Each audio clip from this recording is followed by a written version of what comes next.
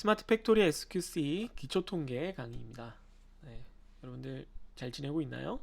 네, 이번 시간에는 그 스마트 팩토리 SQC, 그러니까 통계적 품질 관리에서 쓰이는 그 기본 여러 가지 그 기법들의 기반 이론인 통계에 대해서 좀 다루는 내용이에요. 아, 되게 중요하기 때문에 뭐 통계적 품질 관리니까 사실상 모든 것들이 다 통계에 기반을 두고 있죠. 그래서 꽤 중요하기 때문에 시간을 좀 들여서 그 강의를 하게 될 텐데 실습도 좀 하고 이론적으로 하나하나 이 통계 공식들을 살펴보고 이것들이 어떻게 이루어지는지 막 분석하고 다시 뜯어보고 증명하고 이러지는 않을 거예요. 네, 한 가지 좋은 소식이라면 그렇게 할 시간도 없고 뒷부분 다뤄야 되기 때문에 또 하나는 여러분들이 기초 통계학은 물론이고 그 우리 과 학생들 같으면 통계 과목을 최소 하나나 두 개를 더 듣고 이 SQC 과목을 듣게 되기 때문에 그것들을 계속 반복하는 거는 여러분들이 좀 지루할 거예요. 대신 이번 학기에 배우는 모든 기법들을 기본적으로는 엑셀이나 스프레드시트를 이용해서 여러분들이 할 수 있게 되기를 바라기 때문에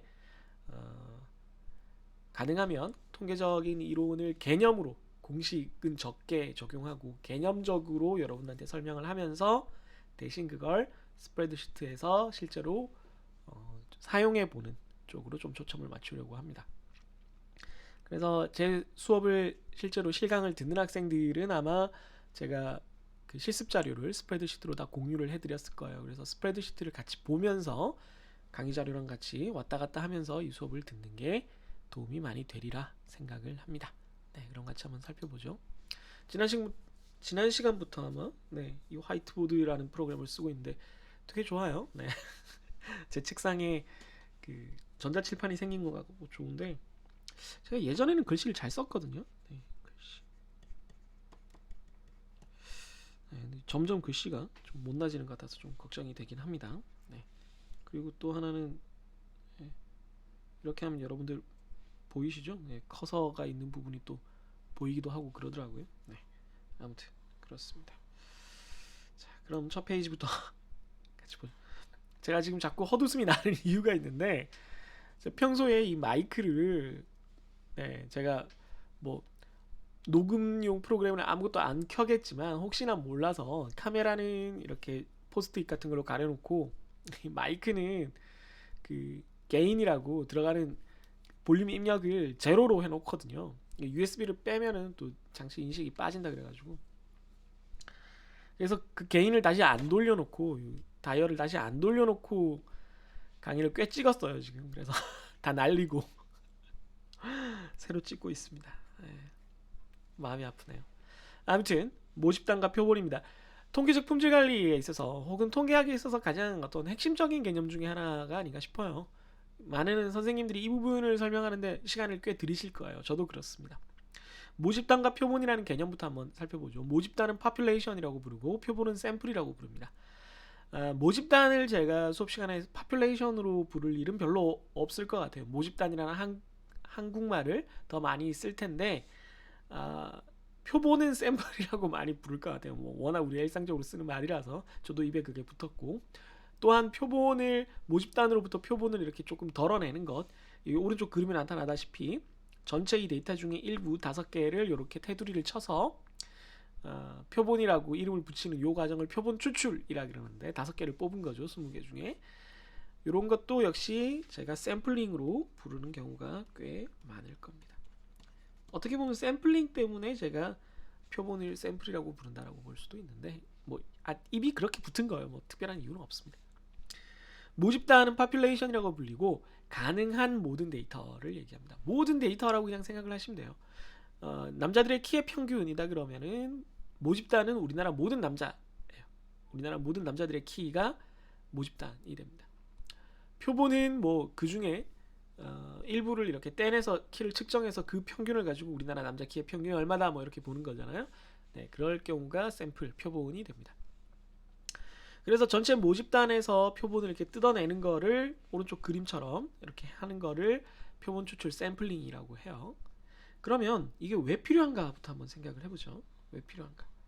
그러면 이게 우리가 품질을 다루고 있으니까 그 우리가 생산한 제품 혹은 제공하는 서비스들의 품질을 우리가 알고 싶다는 얘기예요. 그래서 통계적 분석을 하고 싶은 게 이 통계적 품질 관리의 기본적인 목표이자 우리가 하는 행위의 그 뭐랄까요?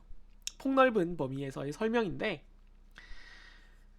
그 모든 일어나는 행위, 모든 생산된 제품을 다 우리가 꼼꼼히 분석하고 따져보는 것을 이렇게 부를 수 있어요. 전수검사. 모든 숫자를 검사한다는 뜻이에요. 일일이 하나하나 다 따져보는 거예요.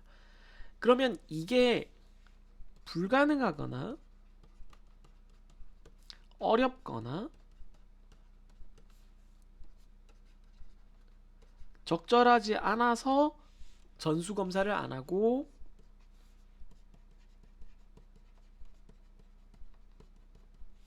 표본검사 혹은 샘플링 검사를 한다라고 얘기를 할 수가 있겠어요. 그게 필요성이에요. 전수검사가 불가능하고 모집단의 통계량을 다루는 것이 불가능하고 어렵고 적절하지 않다. 그렇기 때문에 우리가 표본검사를 한다. 그러면 불가능한 경우는 뭐고 어려운 경우는 뭐고 적절하지 않은 건 뭐냐? 불가능이 제일 좁은 범위고 점점 넓어지는 거죠. 그러니까 불가능한 경우도 이제 적절하지 않은 경우에 포함된다라고 볼 수가 있을 텐데, 그럼 극단적으로 아예 불가능한 케이스는 어떤 케이스냐를 한번 생각을 해보죠.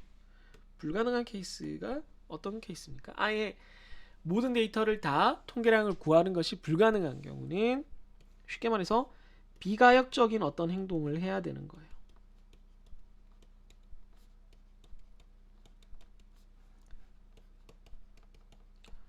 어떤 대상의 통계량을 얻기 위해서 검사나 측정을 하는데 비가역적인 행동이 들어가요. 그래서 이걸 다시 한번 검사를 하면 돌이킬 수가 없는 그런 상황인 걸 말해요.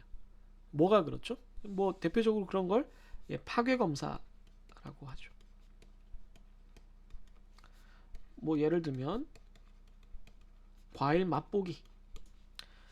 딸기가 뭐 이만큼 생산돼서 원래 딸기가 괜찮나요? 그리고 하나씩 먹어보잖아요. 그래서 맛있네. 이 밭의 딸기가 원래 괜찮네. 이 밭의 딸기는 A++ 이렇게 해서 내보낸단 말이죠. 근데 아니 2만 개 딸기 중에 10개를 먹어보고 나머지 딸기가 맛있는 건 어떻게 알아요? 우리가 확률적으로 안다는 거죠. 그게 아니고 모든 딸기를 다 먹어보면 모든 딸기가 다 맛이 있는지 없는지를 각각 다 확인을 할 수 있겠지만, 그럼 뭐야? 먹었으면 끝이잖아. 팔 게 없잖아. 남는 게 없다는 거죠. 그래서 검사를 한다는 행위, 통계량을 구하는 행위 자체가 그 제품이나 서비스에게 돌이킬 수 없는 어떤 그 문제를 일으킬 때는 전수검사를 할 수가 없어요. 모든 데이터를 쓸 수가 없죠. 그렇기 때문에 우리가 전수검사 대신 표본검사를 해야 돼요.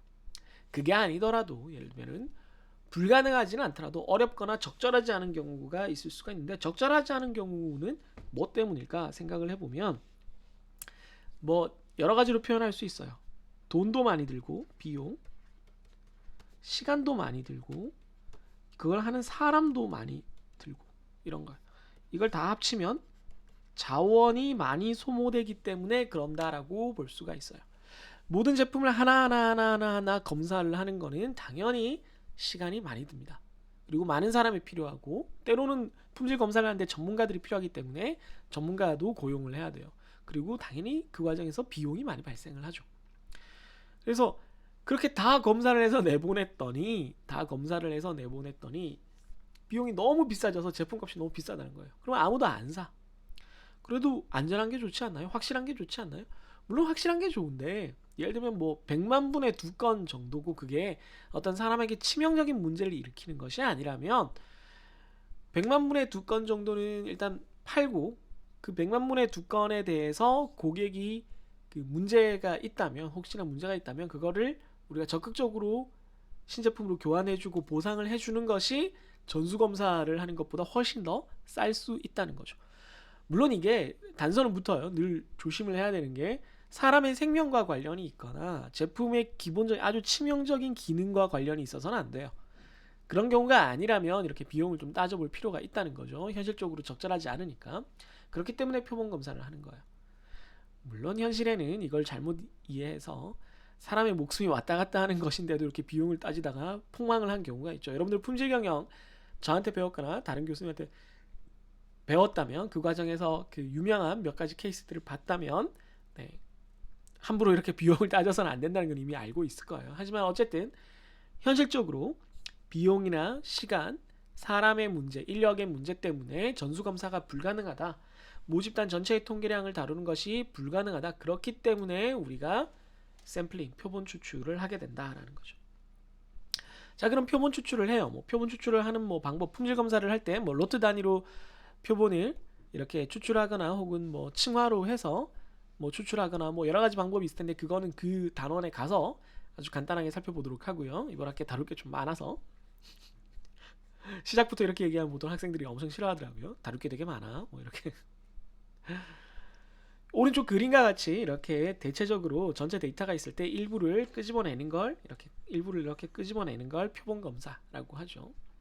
이랬을 때 필요한 가정이 있어요. 필요한 가정이 뭘까요? 우리가 모집단과 표본과 모집단이 있을 때 우리가 바라는 바가 뭐예요? 그러면 아까도 얘기했지만 예를 들어 딸기라 그러면 딸기가 이 박스에 예를 들어 1000개가 들었는데 뭐 한 2개를 먹어보고 이 박스의 딸기가 다 맛있다라고 판단을 하고 싶어요. 그랬을 때 딸기 2개를 먹어보고 이 박스의 딸기가 다 맛있다라고 할 수 있으려면 뭐가 필요해요? 어떤 믿음이 필요해요. 무슨 믿음? 이 표본과 모집단이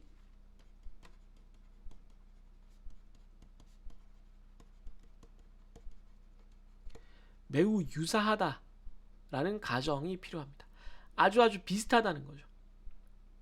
예를 들면 우리나라 남자의 키의 평균을 알고 싶어서 외국에서 누가 와서 이렇게 측정을 하는데 우리나라 사람들이 이거 좀 잘 보여야겠다 라고 생각을 해서 평범한 남자들을 내보낸 게 아니고 뭐 각 고등학교, 대학교에서 농구부, 배구부만 뽑아서 내보냈다 그랬다. 우리나라 갑자기 남자 평균 키가 네덜란드를 상회하는 뭐 190 막 188 막 이렇게 나온다는 거죠. 이런 말이 안 되잖아요, 그죠?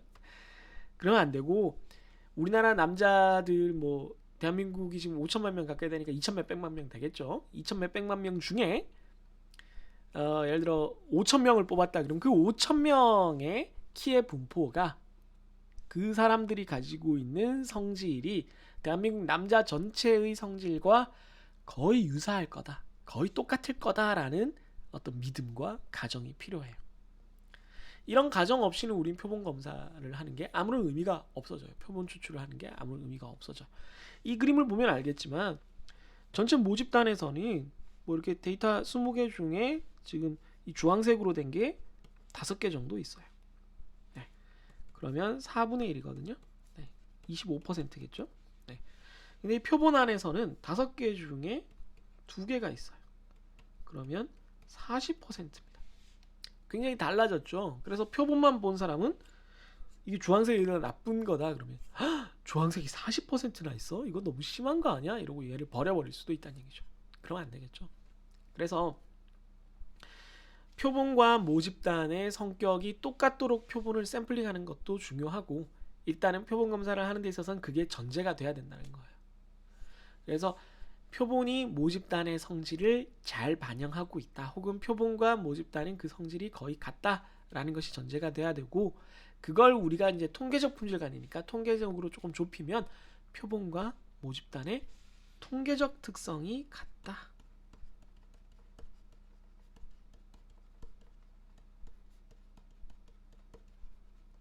통계적으로 동일하다 뭐 이렇게 볼 수도 있겠습니다. 거의 같다라는 가정이 꼭 필요해요. 그러면 이제 우리가 표본을 가지고 모집단을 좀 얘기를 할 수가 있는 거죠. 완전히 똑같지는 않아요, 사실은. 네, 이건 조금 이따가 뭐 나중에 가설 검정, 추정에 가서 더 자세히 얘기할 수 있겠지만 특히나 뭐 분산 이런 부분은 데이터 개수가 작아지기 때문에 좀 다를 수 있습니다만은 아무튼 기본적으로는 같아요. 네. 자, 다음 페이지 보시죠. 이제 표본과 모수입니다. 모수라는 거는 모집단의 특성을 나타내는 숫자예요. 그러니까 데이터가 엄청나게 많으면 이 데이터들을 다 일일이 하나씩 표현하는 게 너무 힘들잖아요. 너무 힘들어요. 사람들의 키가 예를 들어 아까도 얘기했지만 뭐 우리나라 전체면 2천만 명이 남자 기준으로 2천만 명이 넘을 텐데 그 2천만 명의 자료를 다 기록해 놓은 걸 전체 모집단의 기본 데이터라고 불러요. 로우 데이터라고 불러요. 원 데이터라고 부르죠. 원자료. 그 원자료를 2천만 개를 다 이렇게 눈으로 보면서 뭘 할 수가 없어요. 뭐 분석도 안 되고 뭐 아무것도 안 되지. 그 2천만 개 다 보다가 뭐 일생이 끝나버릴 텐데. 그래서 이걸 요약해서 이 전체 집단은 요렇다라고 딱 요약해서 숫자로 표현해 주는 것을 우리가 모수라고 해요. 파라미터라고 해요.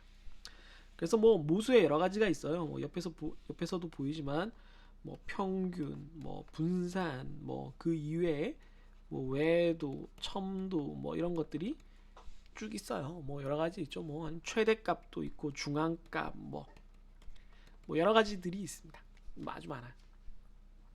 그래서 이 데이터 2천만 개에 대해서 내가 하나하나 다 따져볼 수는 없고 평균이 어느 정도고 최대 최소값은 어느 정도고 분산은 어느 정도고 이 정도만 알면 아 그래 대체로 이런 느낌이겠구나라고 내가 이 전체 집단을 좀 요약해서 이해를 할 수가 있다는 거죠. 그런데 이건 모집단에 관한 거고 보통 그 모집단의 원래 데이터의 대상에서 일부를 뽑아낸 표본의 입장에서는 그걸 좁혀가지고 그 똑같은 종류의 데이터를 만드는 걸 통계량이라고 불러요. statistics이라고 부릅니다. 그러니까 요게 조금 헷갈릴 수가 있는데 엄밀히 말하면 우린 얘들은 잘 몰라요. 알 수가 없어요. 모집단의 모든 데이터를 우리가 측정하거나 검사하지 않을 거기 때문에. 왜? 우린 표본만 가지고 할 거기 때문에. 그래서 통계량으로부터 우리는 모수를 알아가려고 하는 것 뿐이에요. 네, 그렇게 이해하시면 되겠어요. 그래서 statistics는 표본의 똑같은 값들인데 표본의 평균, 표본의 분산 뭐 이런 것들이라고 생각하시면 돼요. 표본의 최대값, 표본의 중앙값 이런 것들이에요. 그래서 방금 말씀드렸다시피 전체 집단, 모집단에 대해서 우리가 알 수가 없기 때문에 이 표본의 통계량이나 표본의 통계량을 가지고 모집단도 아까 뭐라 그랬어요? 표본과 모집단이 비슷할 거라고 했기 때문에 모집단도 대충 이렇겠구나. 표본을 봤더니 평균이 이 정도면 모집단도 평균이 이 정도겠구나. 표본의 분산이 이 정도면 모집단도 분산이 대충 이 정도겠구나 라고 생각을 해 나가는 거예요. 얘는 구할 수 없으니까 밑에 건 측정을 해서 구할 수가 있고 표본이니까 몇 개 안 될 거 아니에요. 그래서 요 과정을 이렇게 하는 과정을 추정 estimation이라고 불러요. 추측해서 정한다라고 한자로 이렇게 쓴 거죠. 추정 estimation을 하면 표본으로부터 모집단을 짐작해서 판단을 할 수가 있게 돼요. 아까부터 계속 얘기하지만 우리는 사실은 모집단 전체에 대해서 알고 싶은 거예요. 모집단 전체가 잘 되고 있는지, 모든 생산 제품이 불량이 아닌 상태로 잘 생산이 되고 있는지, 모든 서비스가 고객들이 만족하는 수준으로 제공이 되고 있는지, 제 시간에 제공이 되고 있는지를 알고 싶은데 그걸 다 측정해서 다 분석하는 게 불가능하기 때문에 표본을 가지고 분석을 한 다음에 모집단도 이럴 거야 라고 추정을 해서 생각을 하겠다는 거예요. 그러니까 결과적으로 늘 우리가 알고 싶은 건 얘라는 거예요. 그런데 우리가 알 수 있는 건 얘밖에 없으니까 여기서 이걸 얻는 걸 방금 봤다시피 추정이라고 합니다.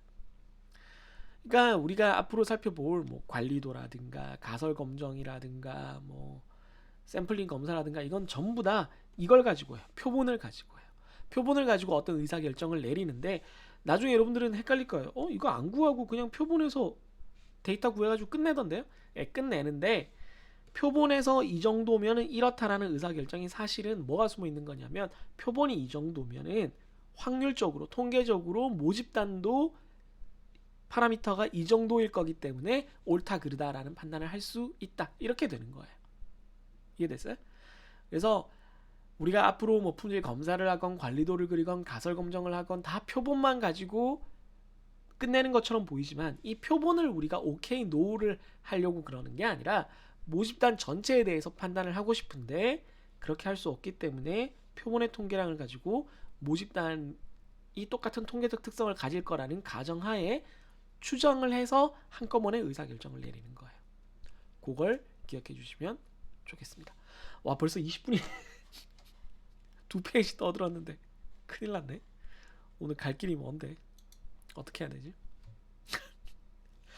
죄송합니다. 아니 이럴 생각이 늘 학생 여러분들한테 얘기하지만 저라고 뭐 이렇게 마냥 그렇게 길게 떠드는 게 좋겠어요? 제가 뭐 늘 이렇게 강의 자료도 올리고 실습 자료도 올리고 뭐 과제 뭐 퀴즈 종류도 올리고 뭐 오만 걸 다 하는데 저도 수업 짧게 하고 싶죠. 근데 이건 꼭 알아야 되겠다라는 것만 이렇게 모아서 떠들다 보니까 그렇게 되는 비겁한 변명이었고요. 네, 잘 알겠습니다. 여러분 잠시 쉬었다가 다음 동영상에 다시 만나도록 하죠.